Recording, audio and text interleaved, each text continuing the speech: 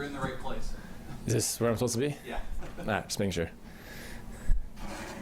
You were in the right place a lot tonight with the amount of goals you had. What did you do? Yeah, to be honest, I didn't think I had a great game. I think I had a lot of opportunities on the crease, which I need to finish those. But, honestly, man, like Chris Kluche and Brad McCulley did a really good job, setting big picks, cutting off ball, freeing me up. So, I love those guys and couldn't be more thankful for them.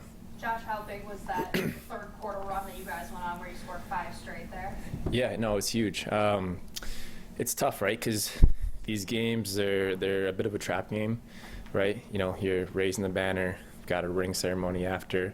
It's easy. It's really easy to allow your mind to kind of wander, and especially, right, to focus on what happened last year when, we really need to focus on this year. So I'm proud of our guys for staying focused throughout the game and ultimately coming up with a win.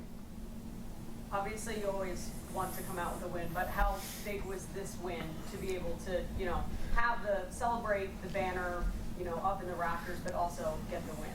Huge. It's huge for us. And not only just, what a special night it was, but also to bounce back from a game, in Albany where I think we struggled I don't think one guy can sit there and say that they had a good game.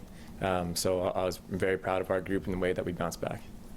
Dane missed a couple early. How often do you and him personally kind of try and perk each other up on the bench when you're having a tough stretch of a game? How much do you guys talk to each other during the game, you and Dane especially? Yeah, we talk a lot. We're best friends. He's the first guy to tell me to never stop shooting, and it's funny. The game works in ebbs and flows, and sometimes you can go an entire quarter without scoring a goal and it's just not bouncing your way, and all of a sudden in the fourth quarter you could have 4 or 5, right? Sometimes that's just how it works. So you have to have confidence in yourself throughout the entire game. Dane's an extremely hard worker, so when it's not falling for him, you just keep telling him, keep shooting the ball, man, 'cause he's the best in the world. So again, proud of him for not only battling through that, but also staying positive and being a great leader throughout the entire game. You finished last season dealing with a couple of injuries. How much better do you feel being, I would assume, healthier at the start of the season? Yeah, night and day.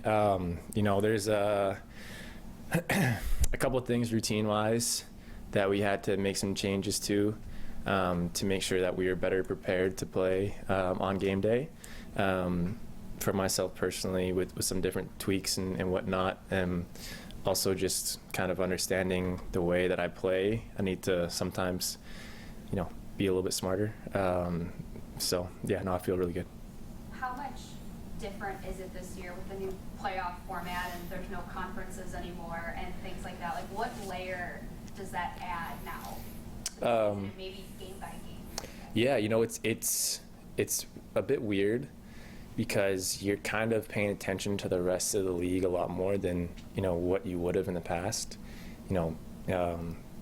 Teams like Vancouver, Panther City, before you didn't really pay attention to them.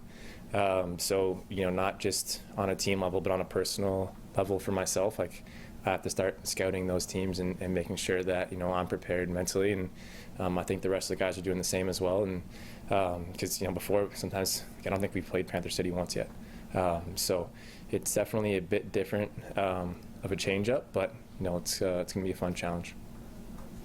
What challenges did San Diego present to you tonight, especially in the first half?